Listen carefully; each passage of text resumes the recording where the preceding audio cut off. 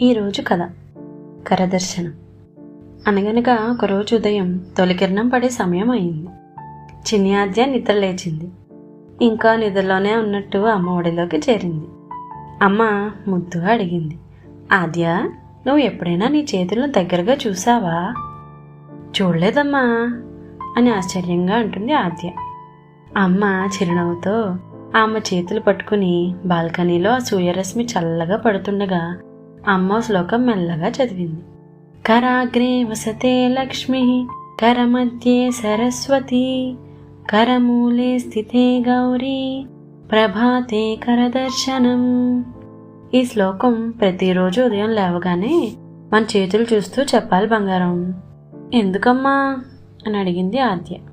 మన వేళల్లో లక్ష్మీదేవి ఉంటారు, ఐశ్వర్యాన్ని ఇస్తారు. అలాగే మన చేతి మధ్య సరస్వతీదేవి ఉంటారు, జ్ఞానాన్ని ఇస్తారు.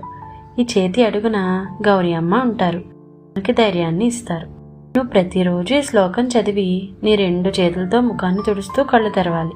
అప్పుడు దేవతల ఆశీస్సులే కాదు, నీలో ఉన్న శక్తిని కూడా గుర్తు చేసుకుంటావమ్మా.